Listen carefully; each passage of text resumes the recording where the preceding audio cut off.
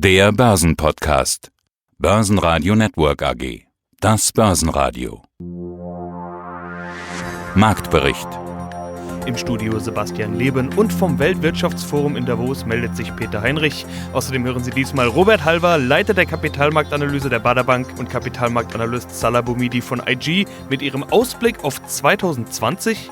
Börsenhändler Atta Shahin von ICF zu Discount-Zertifikaten, Fondsmanager Martin Weinrauter von Grohmann und Weinrauter zum Thema Brennstoffzelle, Energieexperte Otto Wiesmann zum Ölpreis und direkt aus Davos einen Silicon Valley-Investor und Milliardär mit seiner Meinung zu Donald Trump und einen SAP-Sprecher zum Thema Nachhaltigkeit.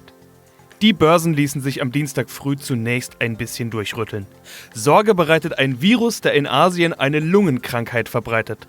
Dort verlieren die Börsen, der DAX geht anfangs mit, kann sich aber bald wieder beruhigen und sogar minimal im Plus schließen. Plus 0,05%, 13.556 Punkte. Der Rekord, das Allzeithoch, bleiben in greifbarer Nähe. Auch die Wall Street-Indizes halten sich unverändert oder nur leicht im Minus. Mein Name ist Robert Halver, ich bin der Leiter der Kapitalmarktanalyse der Bader Bank AG. Lass uns die Märkte einschätzen. Rekorde oder Rücksetzer 2020? Mit was muss der Anleger rechnen? Ich denke Rekorde, aber nicht im Schweinsgalopp, weil einfach die Stimmung ist schon besser.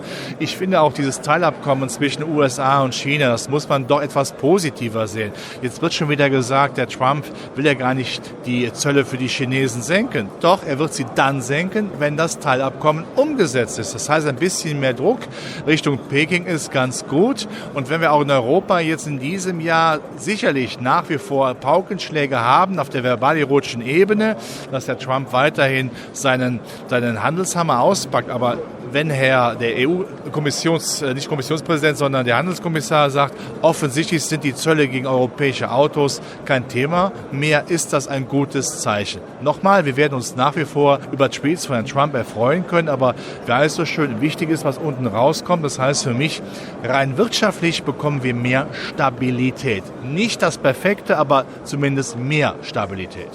Das klingt doch gut. Das klingt so, als wenn das Glas mehr als halb voll ist, oder? Ja, das Glas ist mindestens halb voll, nicht halb leer. Ich bin mir überzeugt, Ende des Jahres, wenn man das schon heute sagen möchte, werden auch die nach wie vor umherreitenden apokalyptischen Reiter wieder nichts erreicht haben, außer dem Verkauf ihrer Bücher. Entscheidend ist ja auch, dass die Notenbanken auf der Überholspur bleiben, selbst wenn die EZB überlegt, ihre Strategie zu ändern, weil sie ja die Inflation nicht auf 2% bekommt seit 2013, ist klar. Umwelttechnik wird das neue Ziel von Madame Lagarde sein. Das Problem ist ja, dass die EZB von allen bekämpft wird. Aber haben wir ein Ziel, Klimaschutz, dahinter kann man alle versammeln. Kein Politiker wird ja heute mehr die Kraft haben, um gegen Klimaschutz zu sein. Das heißt, die Notenbank wird eingesetzt, die europäische. Und da Klimaschutz eine Jahrhundertaufgabe ist, bin ich mir sicher, werden wir noch sehr viel Freude haben an günstigen Zinsen. Und anders formuliert, wir zwei werden es nicht mehr erleben, dass es wirklich hohe Zinsen gibt. Einen wunderschönen guten Tag. Ich begrüße Sie heute recht herzlich hier vom Börsentag Dresden. Mein Name ist Salah Boumidi, Marktanalyst bei Dailyfix und IG. Bei uns erhalten Sie täglich brandaktuelle Trading-Ideen, News und Chartanalysen. Kommen wir zur Börse. Rekorde oder Rücksetzer? Mit was muss man eher rechnen im Börsenjahr 2020? Mit definitiv beidem, wobei die Rekorde meines Erachtens übersteigen werden. Also die Rekorde sind auf jeden Fall auf der besseren Seite. Wir werden natürlich Korrekturen, durchaus Rücksetzer werden wir natürlich immer wieder sehen.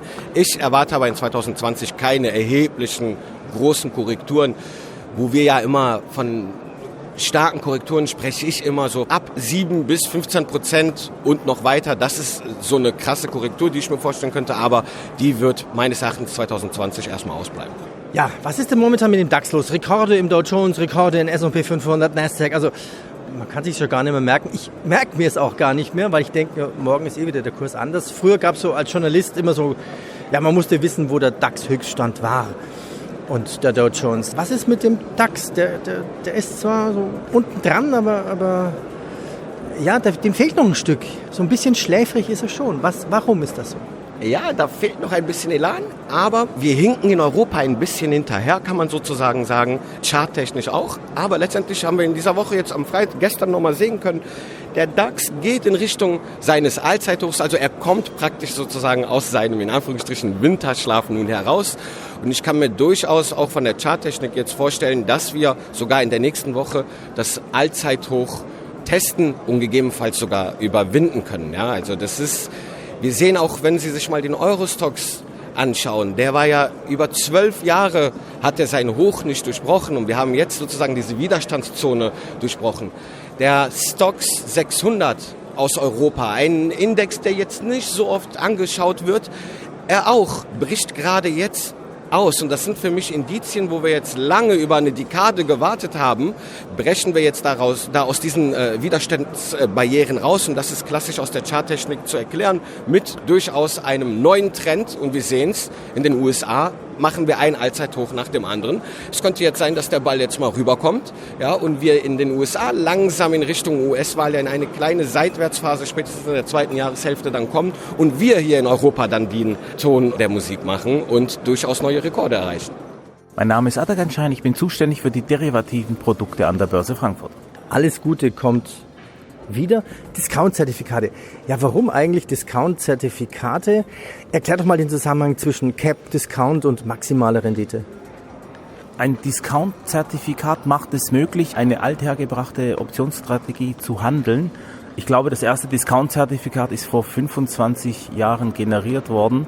Um es kurz zu machen, fachlich gesehen ist es ein Covered Call, also um mal kurz ins Jargon abzudriften, man hat Long die Aktie und Short den Call und die Basis vom Call ist der Cap vom Discount-Zertifikat. Heißt ganz einfach, Discount-Zertifikate gibt es auf Indizes und auf Aktien und man kann dann den Basiswert, nehmen wir mal an, eine Aktie mit einem Discount kaufen.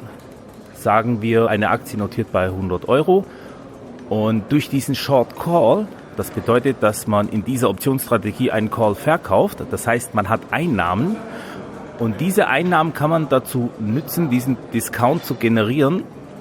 Sprich, man kann dann den Basiswert abzüglich dieses Short Calls erwerben.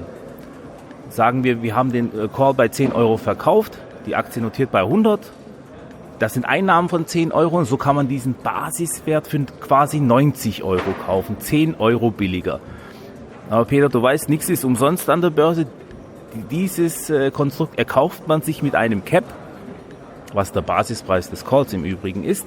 Sagen wir mal, in unserem Beispiel haben wir dann ein Cap von 105 und bis zu diesem Preis partizipiert der Kunde und ab 105 dann nicht mehr, was dann der Maximalbetrag ist, den der Kunde bekommt.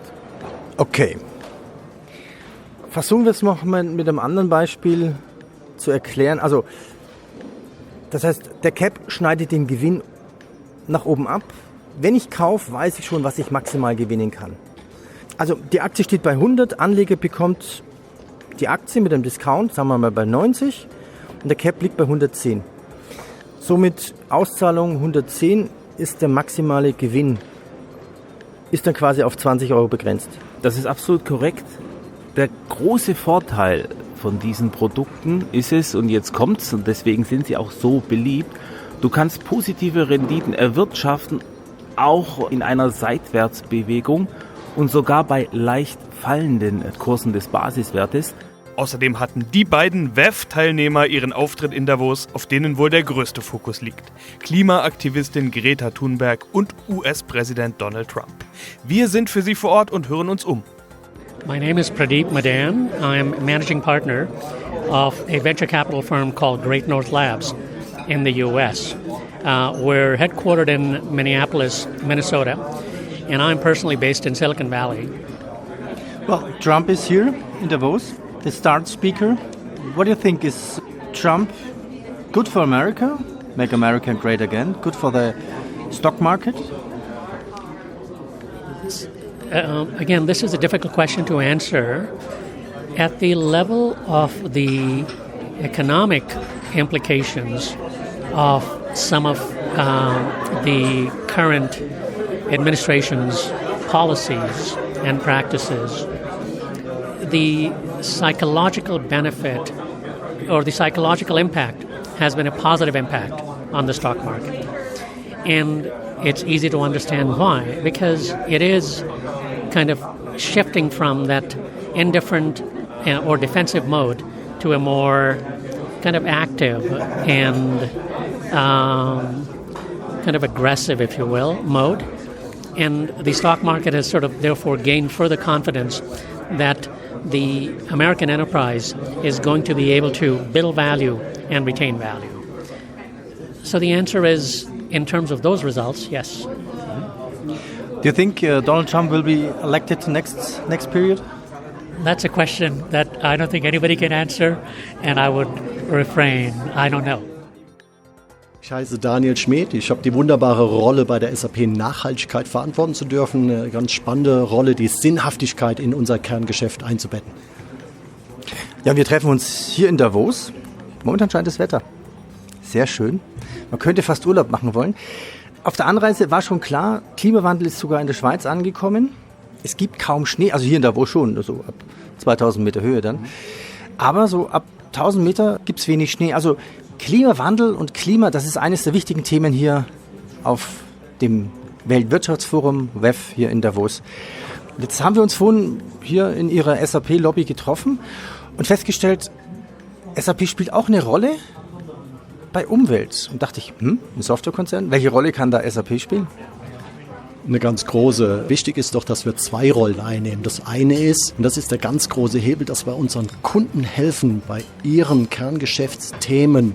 Und die will ich gleich näher erläutern, welche die brennenden Themen dort sind. Und Klimawandel ist dort eins der brennenden Themen, quer über viele Industrien. Wir diesen Kunden helfen können mit unseren digitalen Lösungen bei ihrer digitalen Transformation. Weil Nachhaltigkeit und digitale Transformation muss man Hand in Hand zusammen denken, um entsprechend mittel- und langfristig erfolgreich zu sein. Aber wir wären kein glaubwürdiger Anbieter von Lösungen, wenn wir nicht unsere Hausaufgaben im eigenen Hause machen würden. Insofern haben wir zum Beispiel auch schon 2017 uns das Ziel gesetzt, in 2025 klimaneutral in unseren eigenen Operations zu werden. Und die Reise begann 2009, wir haben letztes Jahr unser 10-jähriges Jubiläum gefeiert bei Nachhaltigkeit, bei dieser Reise.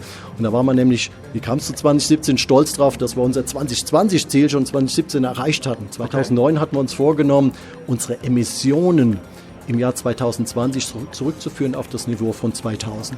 Jetzt kennen Sie und Ihre Hörer wahrscheinlich die SAP doch ein bisschen. Wir waren im Jahr 2000 ein Viertel so groß wie heute. Ja, Sie sehen, wie ambitioniert das Ziel war.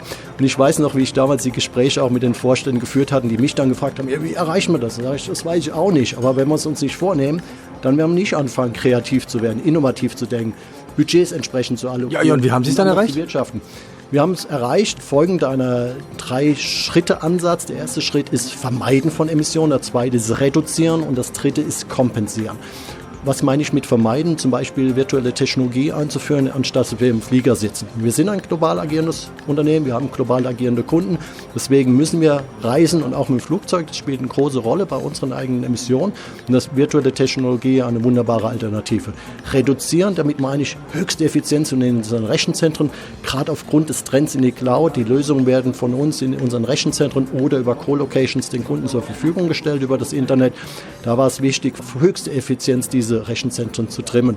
Und das dritte ist dann die Kompensation. Also wenn wir dann im Flieger sitzen, dann haben wir 2016 auch einen internen CO2-Preis eingeführt, dann kassiert ich sozusagen, der Daniel Schmidt, kassiert Geld ein von den Kollegen, das mich befähigt, in hochwertige, qualitativ sogenannte Goldzertifikate, hochwertige Zertifikate zu investieren, was die Kompensation von CO2 angeht. Also dieser Dreiklang ist sehr wichtig. Und wir hatten zum Beispiel Ende 2013, wie über unsere Business-Strategie, das innovativste Cloud-Unternehmen werden zu wollen, haben wir gesagt, wir müssen doch die Business-Strategie und die Umweltstrategie zusammendenken und unseren Kunden eine grüne Cloud zur Verfügung stellen. Das heißt, dort haben wir die Entscheidung getroffen, auf 100% erneuerbare Energien umzustellen und dann konsequent nicht nur in den Rechenzentren, sondern auch in all unseren Büros. Nur so haben wir auch wirklich dann gelernt, was das heißt auf dieser Reise, was wir dann wieder rückfließen lassen können in unseren Lösungen. Mein Name ist Martin Weinrauter. Zusammen mit meinem Partner Thomas Grohmann habe ich vor fast 30 Jahren Grohmann und Weinrauter gegründet. Wir waren einer der ersten bankenunabhängigen Vermögensverwalter in Deutschland und wir haben das gemacht, weil wir Risikomanager sein wollten. Geprägt von 1987, das war einschneidend. Im Laufe der Jahre haben wir halt gemerkt, Risikomanagement ist die eine Seite der Medaille, die andere Seite ist das Chancenmanagement. Und wir haben in den letzten Jahren viel geforscht und viele Dinge neu auf den Weg gebracht. Und wir haben im Moment tatsächlich viel Freude an den Ergebnissen dieser Arbeit.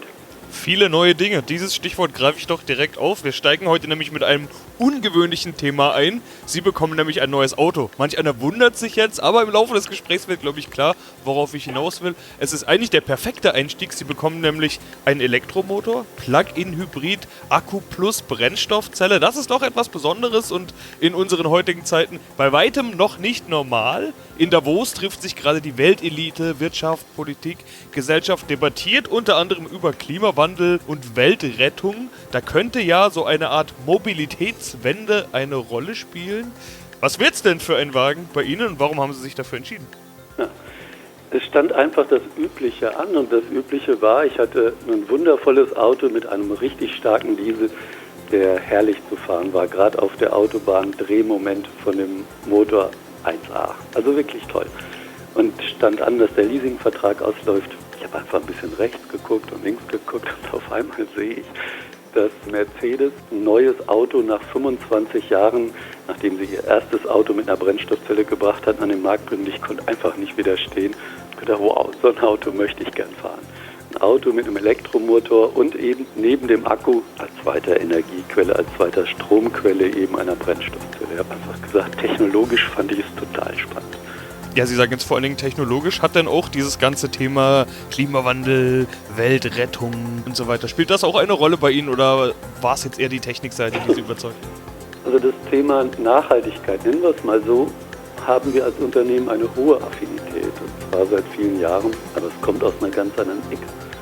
Es kommt einfach von Bildern, die damals im Fernsehen liefen, vor 10, 15 Jahren, Legehennen, Batteriehühner, die da sitzen mit ausgepickten Federn. Boah, als ich das gesehen habe, habe ich einfach gesagt, nee, ich will nie wieder Eier essen von Hühnern, die unter solchen Bedingungen leben müssen. Das war so bei mir der Anfang.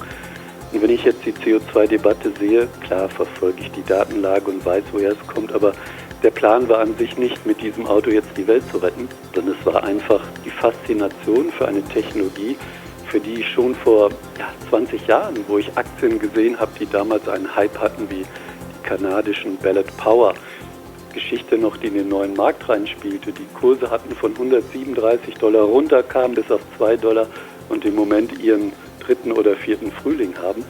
Also diese Story ist seit Jahren oder seit Jahrzehnten eigentlich bei mir präsent und ich habe es immer wieder gelesen.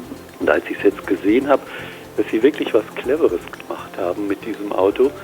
Wenn ich ein Auto habe, was eine Brennstoffzelle hat und aus Wasserstoff Strom produziert, dann habe ich ein gutes System, was eine Grundlast in der Stromerzeugung bildet. Aber jedes Auto mit dieser Technologie braucht halt eine Batterie, wenn man Gas gibt, dass man eben Spitzen auch liefern kann.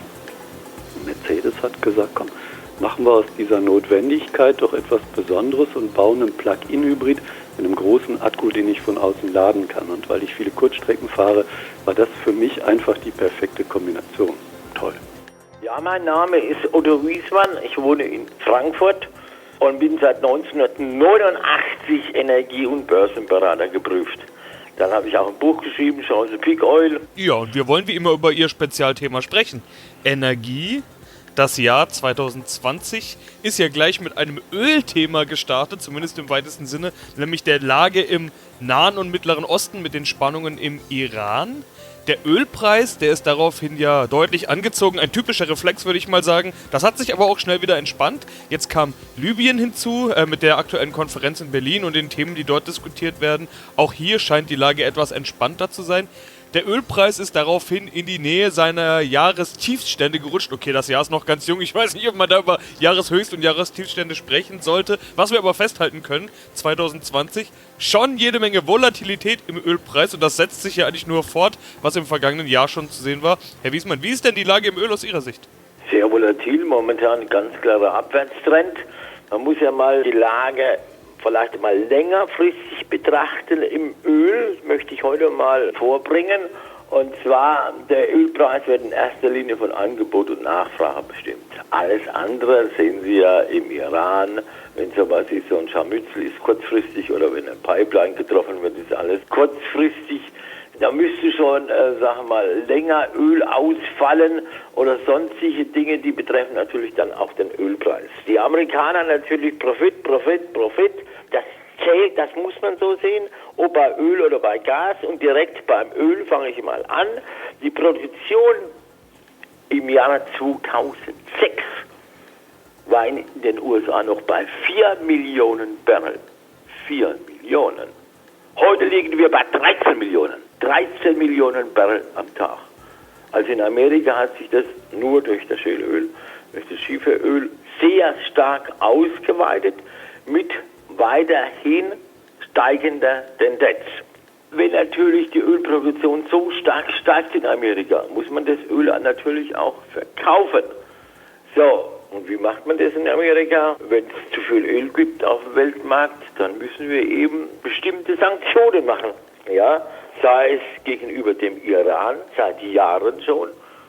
Die Höchstförderung im Iran unter dem Schah war noch 1974 bei 6 Millionen Barrel am Tag. Im Dezember die letzte Zahl bei 1,65 Millionen. Das heißt also, der Iran aufgrund der großen Bevölkerung exportiert so gut wie nichts mehr. Zum Vorteil von den USA natürlich.